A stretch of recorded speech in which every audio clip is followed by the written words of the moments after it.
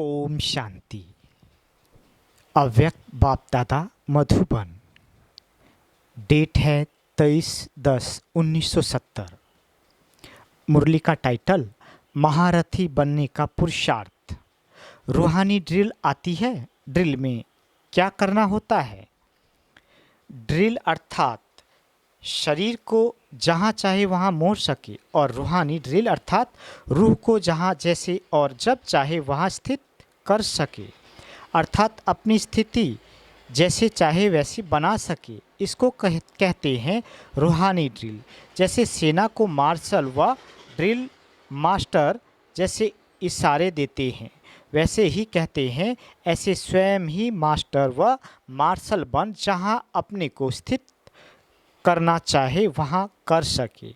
ऐसे अपने आप के ड्रिल मास्टर बने हो। ऐसे तो नहीं कि मास्टर कहे हैंड्स डाउन और स्टूडेंट्स हैंड्स अप करे। मार्शल कहे राइट तो सेना करे लेफ्ट। ऐसे सैनिकों व स्टूडेंट्स को क्या किया जाता है? डिसमिस। तो यहाँ भी स्वयं ही डिसमिस हो ही जाते हैं अपने अधिकार से। प्रैक्टिस ऐसी होनी चाहिए जो 1 सेकंड में अपनी स्थिति को जहाँ चाहो वहाँ टिका सको, क्योंकि अब युद्ध स्थल पर हो। युद्ध स्थल पर सेना अगर 1 सेकंड में डायरेक्शन को अमल में न लाए तो उनको क्या कहा जाएगा? इस रूहानी युद्ध पर भी स्थिति रहने में समय लगाते हैं। तो ऐसे सैनिकों को क्या कहें? आज बाप दादा पुरुषार्थी महारथी बच्चों को देख रहे हैं। अपने को जो महारथी समझते हो हाथ उठाओ। थोरों ने हाथ उठाया। जो महारथी नहीं है वो अपने को क्या समझते हैं? अपने को घोड़े सवार समझते हैं। वह हाथ उठावे। जिन्होंने महारथियों में हाथ नहीं उठाया उन्हों से बाप दादा एक प्रश्न पूछते हैं। अपने को बाप दादा का वारिस समझते हो? जो अपने को घोड़े सवार समझते हैं वो अपने को वारिस समझते हैं। वारिस का पूर्ण अधिकार लेना है वह नहीं। जब लक्ष्य पूरा वर्षा लेने का है तो घोड़े सवार क्यों? अगर घोड़े सवार है तो मालूम है नंबर कहाँ जाएगा। सेकंड ग्रेड वाले कहाँ आएंगे? इतनी परवरिश लेने के बाद भी सेकंड ग्रेड। अगर बहुत समय से सेकंड ग्रेड पुरुषार्थ ही रहा तो वर्षा भी बहुत समय सेकंड ग्रेड मिलेगा। बाकी थोड़ा समय फर्स्ट ग्रेड में अनुभव करेंगे। सर्वशक्तिमान बाप के बच्चे कहलाने वाले और व्यक्त अव्यक्त द्वारा पालना लेने वाले फिर सेकंड ग्रेड। ऐसे मुख से कहना भी शोभता नहीं।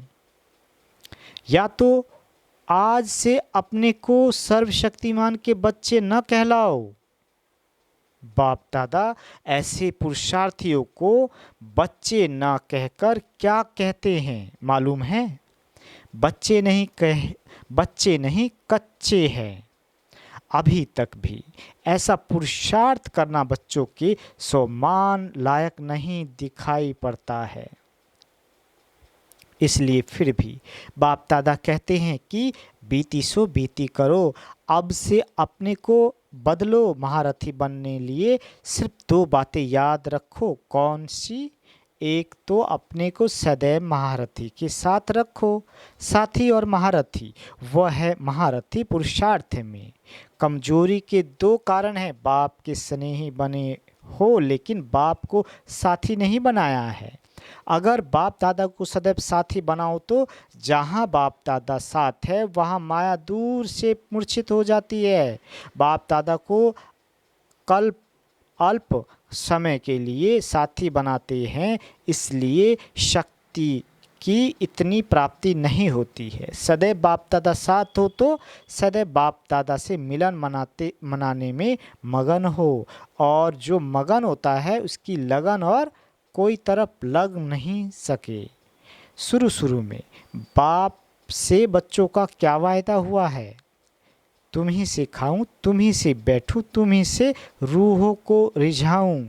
ये अपना वायदा भूल जाते हो। अगर सारे दिनचर्या में हर कार्य बाप के साथ करो तो क्या माया डिस्टर्ब कर सकती है? बाप के साथ होंगे तो माया डिस्टर्ब नहीं करेंगी। माया का डिस्ट्रक्शन हो जाएगा। तो भल बाप के स्नेही बने हो लेकिन साथी नहीं बनाया है। हाथ पकड़ा है, साथ नहीं लिया है। इसलिए माया द्वारा घात होता है। गलतियों का कारण है गफलत। गफलत गलतियां कराती है। अगर रूह को ना देख रूप तरफ आकर्षित होते हैं तो समझो मुर्दे से प्रीत कर रहे हैं। मुर्दे से प्रीत रखने वाले को समझना चाहिए कि हमारा भविष्य मुर्दा घाट में कार्य करने का है। जिस समय ऐसा संकल्प भी आए तो मुर्दा घाट का पाठ समझो। सभी को कहते हो ना, एम और ऑब्जेक्ट को सामने रखो। तो जो भी कार्य करते हो, जो भी संकल्प करते हो, उसके लिए भी लक्ष्य और प्राप्ति अर्थात एम ऑब्जेक्ट सामने रखो। सर्वशक्तिमान बाप वरदाता से अपना कल्प इसी पाठ का वर्षा लेने लिए आए हो। मुर्दे को सुरजीत करने वाले मुर्दा घाट में पाठ नूंदने लिए आए हैं।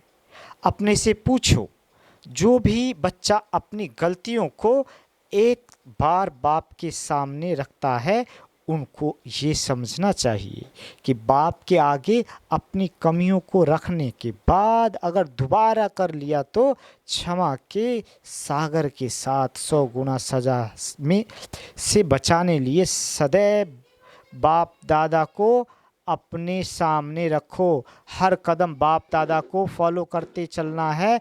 हर संकल्प को, हर कार्य को अव्यक्त बल से अव्यक्त रूप द्वारा वेरीफाई कराओ। जैसे साकार में 7 होता है तो वेरीफाई कराने बाद प्रैक्टिकल में आते हैं, वैसे ही बाप दादों को अव्यक्त रूप से सदैव सम्मुख व साथ रखने से हर संकल्प और हर कार्य वेरीफाई कराकर फिर करने से कोई भी व्यर्थ कर्म नहीं होगा। कोई द्वारा भी कोई बात सुनते हो तो बात का साज में न जाकर राज को जानो। राज को छोड़ साज को सुनने से नाजुकपन आता है। कभी भी नहीं सोचो कि फलाना ऐसे कहता है तब ऐसा होता है, लेकिन जो करता है सो पाता है। ये सामने रखो। दूसरे के कमाई का आधार नहीं लेना है, न दूसरों की कमाई में आंख डालनी है चाहिए, जिस कारण ही ईर्ष्या होती है। इसके लिए सदैव बाप का ये स्लोगन याद रखो कि अपनी घोड़ तो नशा चढ़े। दूसरे के नशे को निशाना नहीं बनाओ, लेकिन बाप दादा की गुण और कर्तव्य को निशाना बनाओ।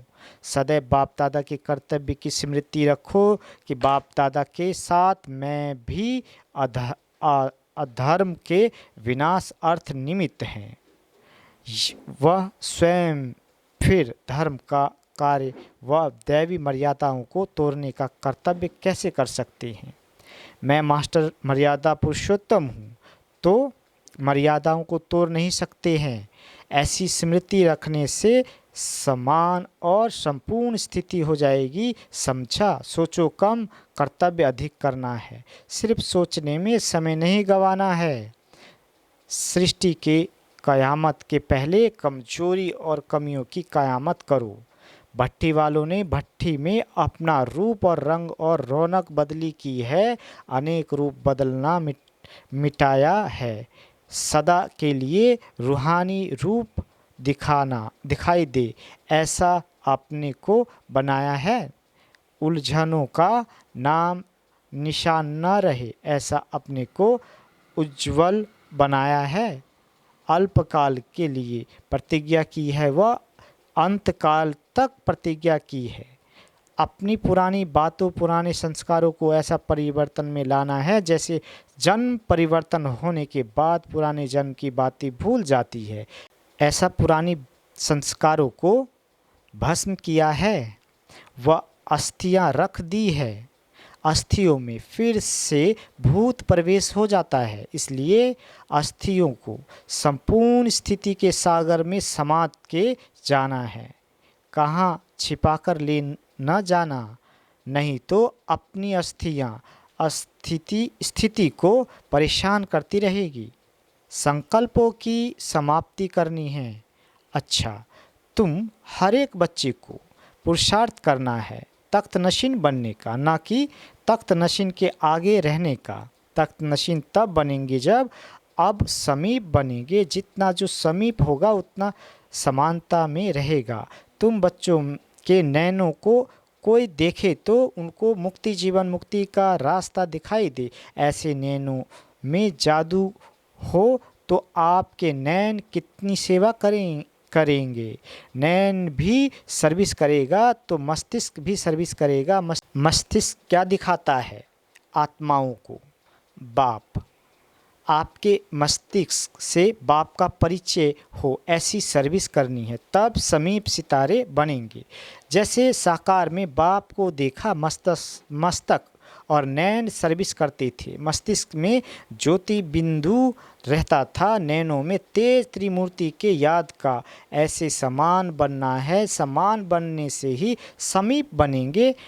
जब आप स्वयं ऐसी स्थिति में रहेंगे तो माया क्या करेंगी? माया स्वयं खत्म हो जाएगी। तुम बच्चों को रेगुलर बनना है।